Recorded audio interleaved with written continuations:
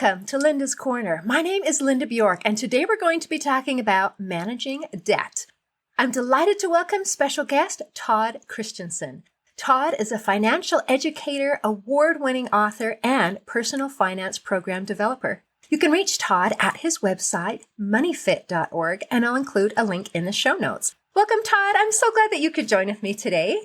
Thanks, Linda. It is great to be on your show. I appreciate you having me. I'm looking forward to this conversation because here you are, this financial guru, the person that everyone comes to, teach me how to do it. And when you started taking care of your own finances, it was not smooth sailing. You had a bit of a rocky start. So I'm looking forward to hearing your story and how you decided that helping people to get out of debt is a worthwhile venture. Yeah. It was a rocky start is putting it mildly. It was more like over the edge of a cliff. When I went off to college, my parents were very good with money. They are very good with money, and but I headed off to college at a time in the early to mid '80s, to date myself, when credit cards weren't really a thing for the parents didn't know that they were a thing on campus. And you get to campus at that time, and credit card companies are giving away T-shirts and hats and footballs and things. All you have to do is sign up for a card, just in case of an emergency, right? And I did. That hat or shirt or whatever it was long gone. But I got my first credit card in the mail. I think I was 21, and $2,000 credit limit. I think it was a weekday. It might have been a Wednesday. And by Thursday night, it was maxed out. All $2,000 of it. And that was just the start. I was in credit card debt for the next, pretty much that entire decade. To show you what a quick learner I was, I got my next card. It was a gas card.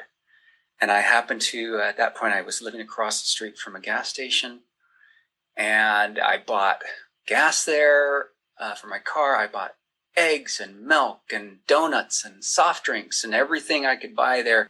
And I took that $500 credit limit all the way up to $800. Ooh. And before I had to, and actually ended up settling, I think, having to settle on that. So my credit while I was in my 20s was pretty horrendous, hiding from creditors when they were calling and setting up these repayment plans. And so, it was a rocky start. And that's where I get my passion for what I do. I've always loved to teach, but I always hated finances. That's probably why I was so bad at it, because I thought I hate finances.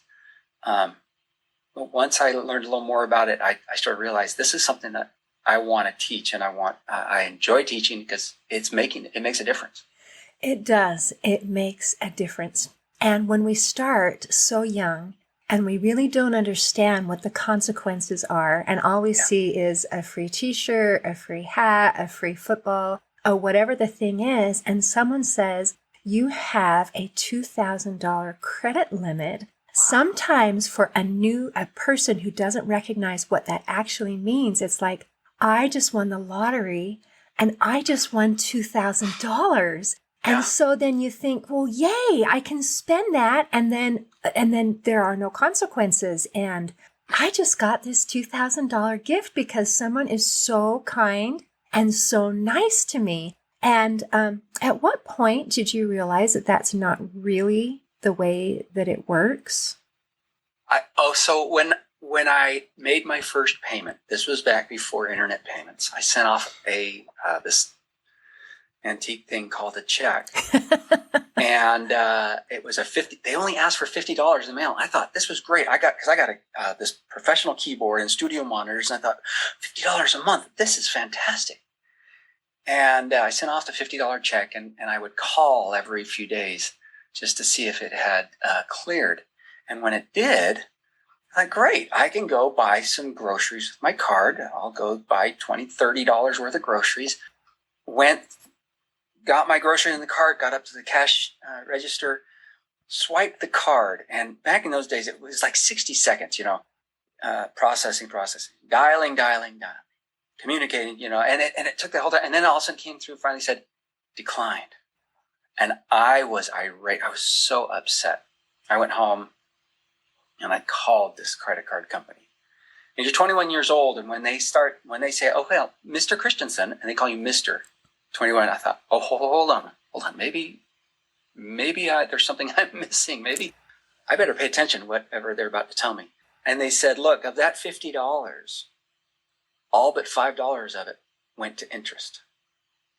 So I realized, oh, okay, I could go buy $5 worth of groceries. Of that $50, all of it went to interest except just a few dollars. And that was I wish I could say that was the wake-up call, but that was definitely a wake-up call. And interest, I had no idea how it works. Yeah, it was free money to me, that whole credit card thing. I thought, yeah, let's go spend it. And you're working, and I did. You're using your basic math skills, which says I made a $50 payment, so now I have $50 to spend. And Absolutely. It seems absolutely and completely logical, except for the misunderstanding about interest. And I'm actually pleased that any part of it went to interest, because sometimes when you make the minimum payment, you're actually only paying the interest and it hasn't even touched into the principal. But when you're 21 and you're out and you're on your own for the first time and you're trying to do your money by yourself, you just don't understand. Yeah. And I'm so grateful that you were able to go through this process and figure things out, and that now you're able to just be this clarion call to all these other people who still haven't figured it out. Mm-hmm. I have a friend who attended college just a semester or two. She never ended up actually finishing, and had a student loan, and she paid the minimum payment on that student loan for the next 10 years. And then she thought, gosh, it seems like it ought to be paid off by now. And called the company, and they said, oh, well, actually, you've been paying the minimum payment. You haven't even been paying all the interest. So where your debt was, and I can't remember the number, maybe $5,000, now that you've been paying on it for 10 years, now you only owe $8,000. And she was like, wait, what? What? Because she did not understand that minimum payment wasn't paying off the principal, and that it was still just, and she just was so confused by that. Yeah. Because, not everybody loves math. And No. when you get to where that your basic, if I paid $50 doesn't mean I have $50 to spend, then that can be even more confusing. So can you just kind of, just in case somebody here is still in this idea of, I don't get it. Can you kind of go over the basics, and then let's figure out how to win this game? Sure. Yeah, you got to understand that minimum payments are set up so that if you never use the card again, credit card, for example, it will take you 15 to 25 years to pay off. And that's as of 2009 or so, when they changed the rules that the credit card companies actually had to make the minimum payment pay down something, anything. Before that, there were some cards that you could make the minimum payment and you would end up owing more the next month. So, the basics of how it works. Interest, the higher the interest, it's a percentage game. The higher the interest, the more it's going to add to your account every month. It's, to make it simple, 10% interest on $100 loan. That's $10 a year, basically, roughly, of interest.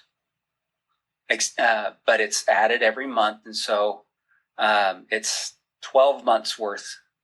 So you have to take 10 divided by 12. Actually, let's take 12% interest. 12 divided by 12 months is 1%. And so you're adding 1% to your account every single month. And if your monthly payment is barely covering that 1%, then it's not really bringing down the interest at all.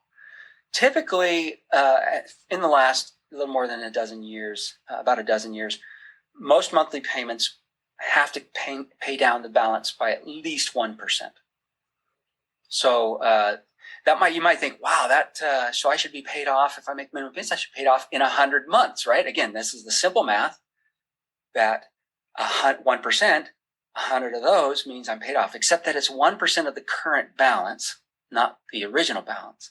Oh. And since the current balance is always changing, going down, the 1% gets smaller and smaller. And so you may not pay that off for, again, 15, 20 years, 25 years. So that's the basics of how interest works on credit cards. that it's set up to a minimum payment will take you forever. And if you keep using the card, it will literally take you forever. Right. And that's what I was going to say is we're trying to make the math simple here. And your 20 to 25 years is if you never used it again. See, and that's the tricky part is the whole point of having this card is it's so convenient and I can use it all the time. So, so minimum payments, even though it sounds like it's my friend, because it's making things easy for me, it's not my friend. No, absolutely not. Yeah, it's there to make it sound like we can afford the purchase, but that's not how it works. In fact, the whole point of a credit card, when I was young, and I still hear this, parents still are telling their kids, their 16, 18, 21-year-old kids, you're going to need to get a credit card for emergencies. Credit cards are for emergencies. Only use them for emergencies. And in my mind, parents do a disservice to their child when they start teaching them credit cards are for emergencies because they're not. Savings are for emergencies. There's a reason why more people have credit cards than people who have savings accounts. And Linda, when you were young, when I got my card, an emergency, my parents thought emergency would have been, broken down in a car in the middle of nowhere. And this was before cell phones. So of course that was an emergency. But a 21-year-old, an emergency is you get a knock on the door and your friends are saying, hey, we're going out to a movie tonight and going out for dinner. And it's another 3 days or 4 days till payday. That's a social emergency, right? Absolutely. Yeah. So when we start talking about use your credit cards for emergency, that there is a very poorly defined idea of what an emergency is. Really, that they're there for the convenience. What you say, they can be very convenient. There's a lot of safety, security features. It's safer to carry a credit card than it is carry a lot of cash, especially when you're traveling. But they're not there to make our life better. They're there so that we can build a credit. And if we're going to make a major purchase in the future, like a home, then yes, we can build our credit. But using credit just to build for credit's sake, I think that's is the tail wagging the dog at that point? I think it is. So how would you recommend? Because that is something that I commonly hear is you have to be able to do this so that, because there are some purchases like maybe a vehicle or definitely a home where it's very unreasonable to have that much saved, ready to pay for a home. And then if you don't have some sort of credit, then the banks look at you and they say, not touching this. Right. So I have no idea if you're a risk or not. And if I'm going to assume that you're a risk until you can prove otherwise. And that's what credit is. So yes, how do you build credit without the risking going into a lot of debt with credit cards? There's some really simple tips that we've developed that I've heard of and that I share whenever I go into classes or when I do online courses. One, first of all, a lot of people try and start big. They start with a credit card, a major credit card, national bank, and they get declined. And they get that letter that says, you've been declined because you have insufficient credit history. And you think, well, it's a catch-22. How am I supposed to build credit if you're not going to give me a credit card? And how am I supposed to get a credit card if I don't have credit history? And so I tell people, well, one, start local or start small. Start with your local clothing store. A lot of clothing stores, and regional stores, or even national credit clothing stores, or a brake and tire store shop will have credit that's very relatively easy to qualify for.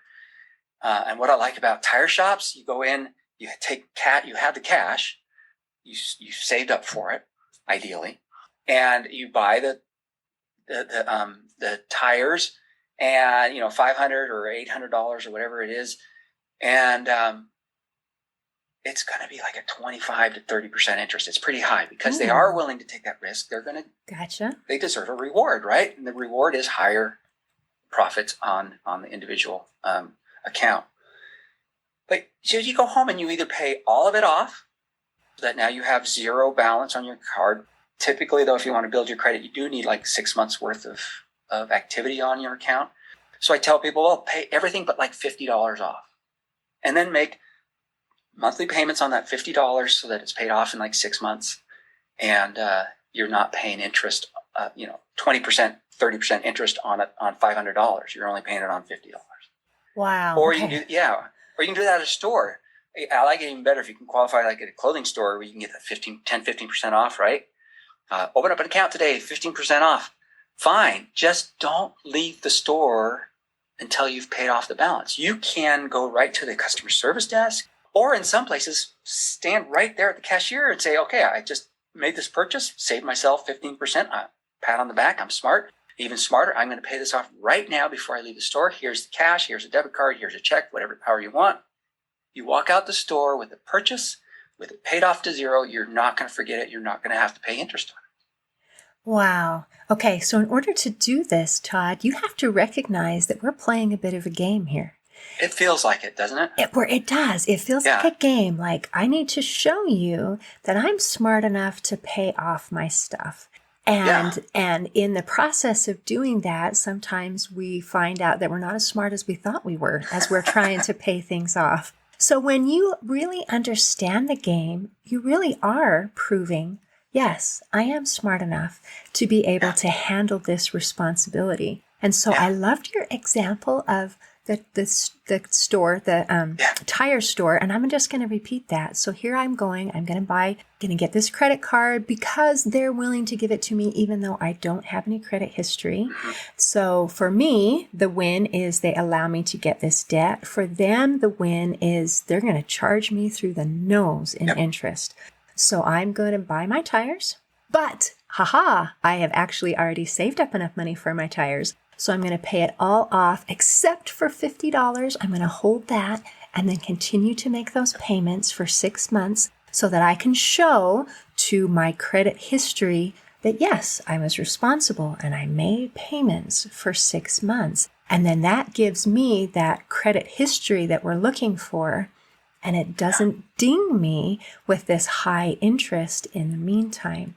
So that's beautiful. So here's a way to get started, to be able to get on the records of some credit history. Yeah. And then from that, would you close that account or would you keep it open and then maybe go back to the bank and say, okay, now I have some credit history. Can I have this card?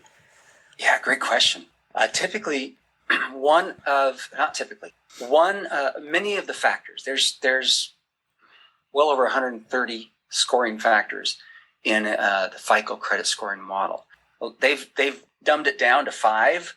And even then it's pretty complex. But if you look into all the different scoring factors, there's well over 130, and many of them have to do with how long you've had credit. So you don't want to close accounts unless you absolutely have to. Okay. And that a lot of accounts will close if you don't use them for a year or two. So it may close automatically.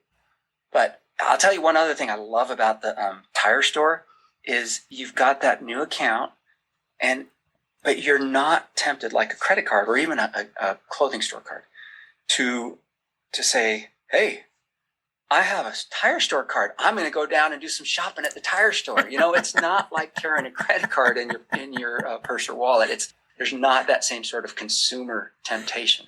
So keep it open if you can. Next time, the next time you need some work done on your car or your truck, go back to the same place, have it done, put it on that account, pay it all off. You can, at that point, now that you already have 6 months of activity on it, you can pay the whole thing off. You don't need to play that game, as you say. And it does feel like a game. It really is, until you can prove that prove not just to others, but to yourself, that you can use credit without going into a lot of debt. It is kind of a game. And I'd rather have people see it that way than see it as this idea that I just got to use it. I got to use my credit so that I can build it. That's not it. It's using it wisely. Ooh, there's a distinction, is there? There is. There absolutely is. Yeah, I tell people, never leave the store. If you have a store card, never leave the store with money on your account, because you will forget about it before you get the statement in 30 days, and then you'll only be able to afford minimum payments. And then with credit cards, so once you get those two accounts, or even once it's one of those accounts, and you've been maybe after 6 months, you can go to like a major credit card or go down to your bank or credit union and get a credit card there. Don't carry it in your wallet. We're no longer in those days that I grew up in, where you're going to be stranded in the middle of nowhere with nobody to call because you didn't have cell phones back then. You have a cell phone. There are no emergencies like that. So instead of carrying the card for emergencies that will turn into non-emergencies, use anyway, just put a single purchase on it every month that is not going to vary, like a cell phone plan, or like a Netflix, Hulu, Disney Plus, any of those streaming services. You can binge watch your favorite show all weekend long, and it's still only $15 a month or whatever it might be. And you just pay that off automatically at the end of every month. You only need one purchase. That's another one of the myths out there, that you have to have all these different purchases and carry a bunch of money balances, and you do not.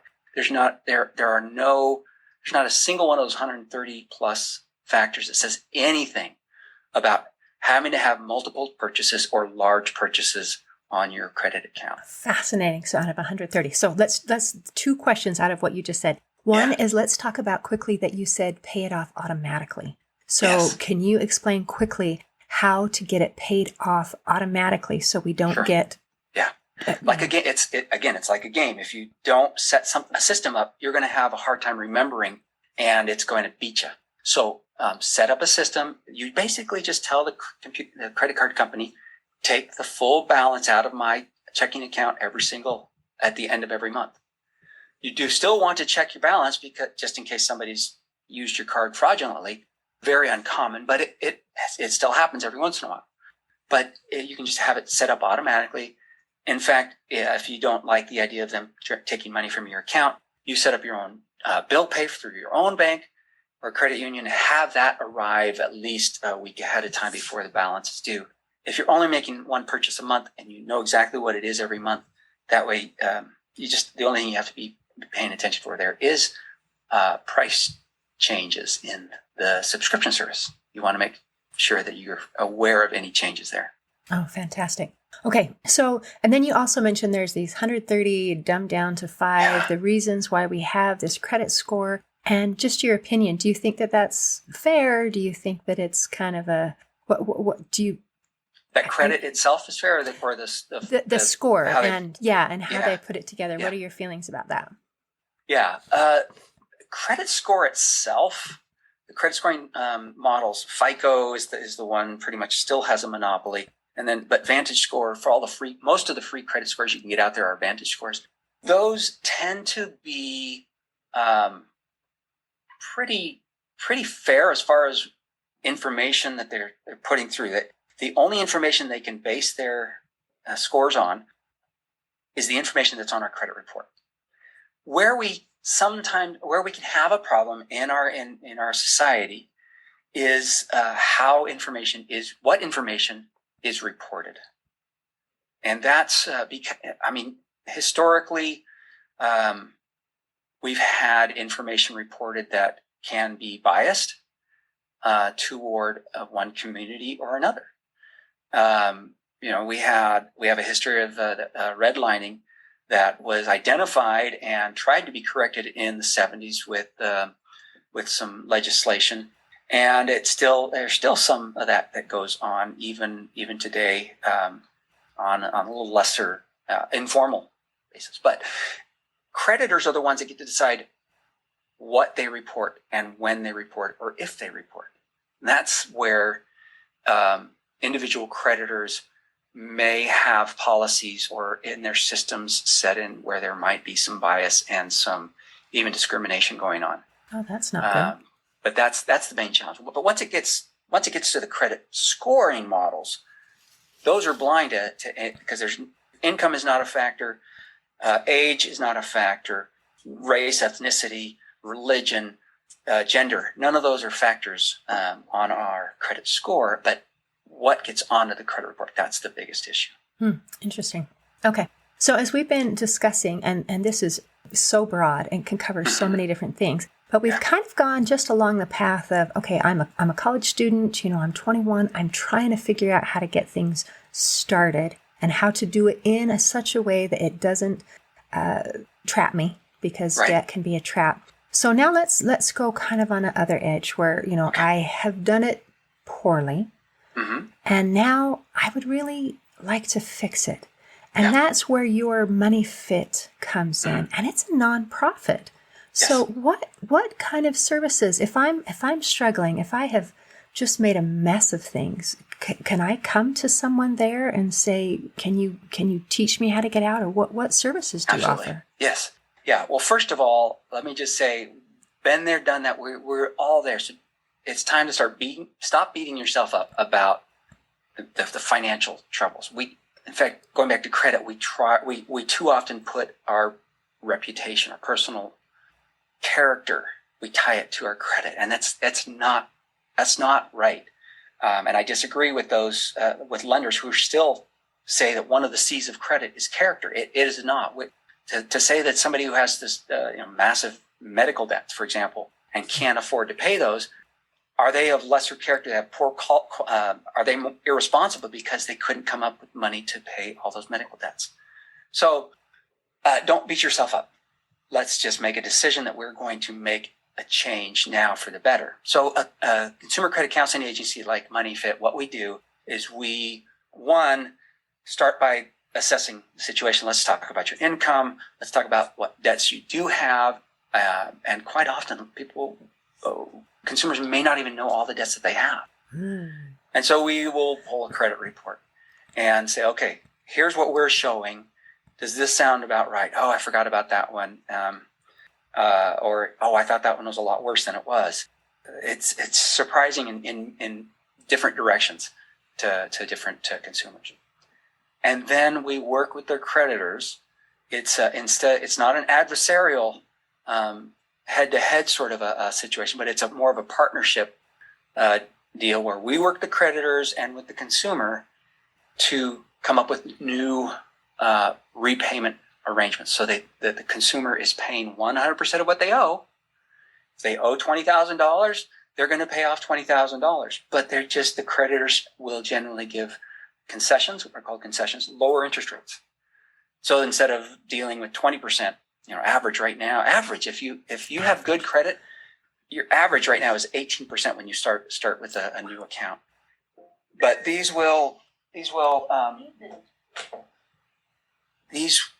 creditors will lower interest rate down to 0% or 2% or 5%, 8% typically. And so that more of that payment that you're making is going to paying down the balance rather than to the interest, and you're out of debt in 5 years or less, quite often 3 to 5 years. And there's no repayment penalty. We work with people who maybe they sell a home and use some of the equity to pay off their debts. We applaud any time our clients pay off their debts. We're excited for it. That is fantastic. Yeah. So you're able to kind of be a mediator and work with the credit companies to lower the interest rate, and that's amazing. So it's not. You can do that on your own. Typically, if you only have one account, maybe two. But when the creditors find out that you have 3 or 4 credit cards in your name, they're going to say, well, look, if we give you this concession, we're giving away a competitive advantage to our competitors unless they do the same. So how are we going to know that they're going to do the same? That's where a credit counseling agency comes in and says, we're going to put all those debts on that account. 2 things, and a lot of people say, well, it's going to do these 2 things, and that's a negative. And we're like, no, it's not a negative. Our goal is to get you out of debt, right? 1, the accounts are going to close, so you're not going to be able to use them again. We're like, yeah, is your point to get out of debt or to keep using debt? We're going to get you out of debt. 2, there's no direct effect on your credit score. There's a lot of misunderstanding out there how that works. when the accounts close, it may or may not have an initial effect on your score, but over time, as you're paying down those debts and you get to zero, we have clients who graduate with a credit score in the top 10%, 800 or better. And so it's not about, I got to protect my credit score. The good thing is it doesn't have a direct effect, and it will improve as you pay down your debt. That's just natural. But the focus has got to be on getting out of debt and not on that. Again, I've got to protect my credit. It's not about protecting credit. What's your purpose? Are you trying to get out of debt just to get out of debt? That's great. Do you want to get out of debt to buy a home in the future? Great. We can help with that too. But just, I want to get out of debt, but I have to keep my credit score high, or I don't want anybody to touch anything doing my credit. That's kind of a little off focus. We got to make sure that we focus on what's the whole purpose. Getting out of debt. Your credit will either stay the same or regrow pretty quickly. There are some people, I think the way we're raised, and a lot of times, is whatever we've seen is normal. Yes. And so for many people, the idea that you're talking about of a goal of getting out of debt seems foreign. Like, why?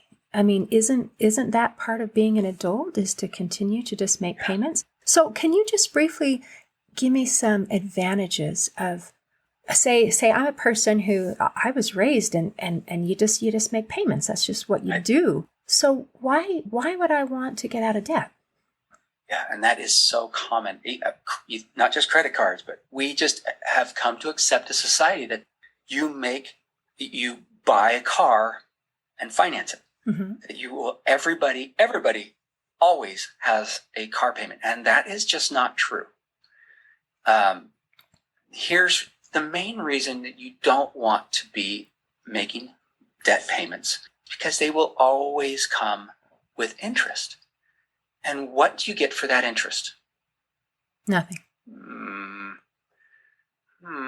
Yeah. Can you brag about it to your friends that I'm only paying 5% interest? No, you don't brag about any kind of interest that you have to pay, right? And so it's taking money out of your account and you're getting nothing in return, other than the fact that at some point in the past, you were able to borrow that money. That is the privilege that that interest afforded you, but it's gone now. There's no benefit now to paying interest. And every dollar out of interest is a dollar you can't do something else with in your life that you want. Whether it's, and I try and talk in concrete terms.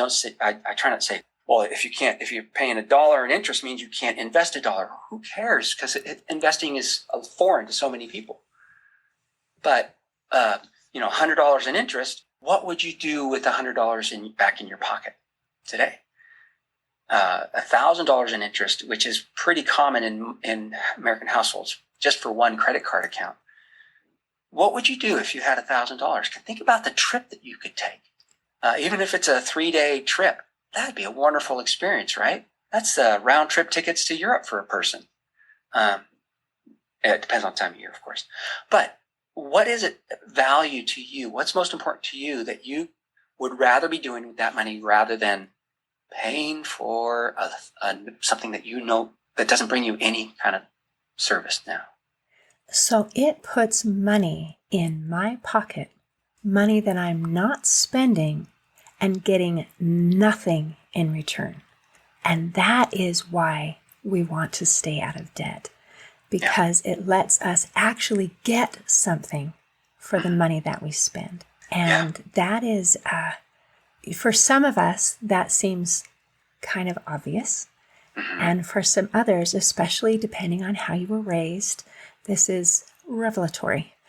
And so I'm so thankful that you are helping people to be able to understand, because, and I love that you talked about compassion, because it is really easy to get into a situation, especially if we don't understand what put us there. And so we don't need to judge ourselves. We don't need to condemn ourselves. But if we're in a not good financial situation, there is hope to be able to get out. And I really appreciate that. And it doesn't happen overnight though, right? I mean, it takes a little while.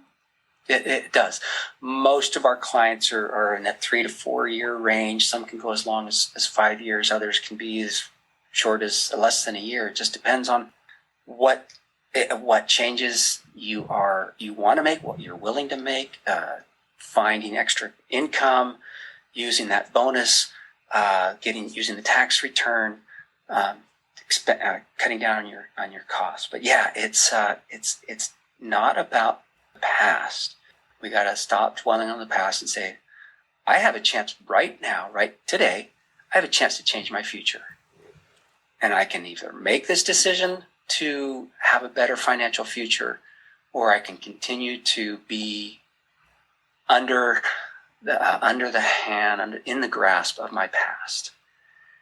Because really, when you owe money, the creditors, credit card companies, car lenders, they own a part of your life, the financial part of your life. They have certain rights, parts of your life that in normal circumstances you would never give to anybody. And so that's another benefit of being debt free, is that nobody owns any part of your financial life. I like debt free. The word free. It makes us more free.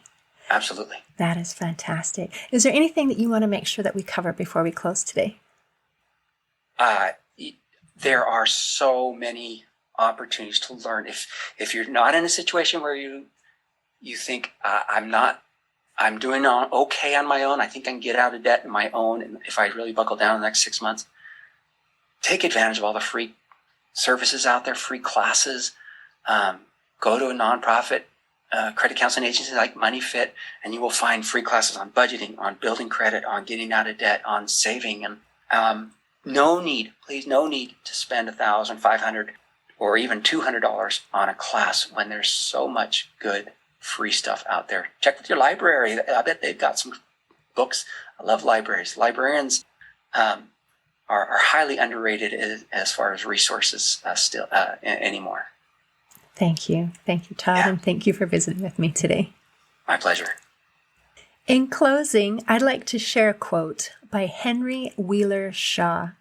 He said, "Debt is like any other trap, easy enough to get into, but hard enough to get out of." Today, I invite you to avoid the trap of debt.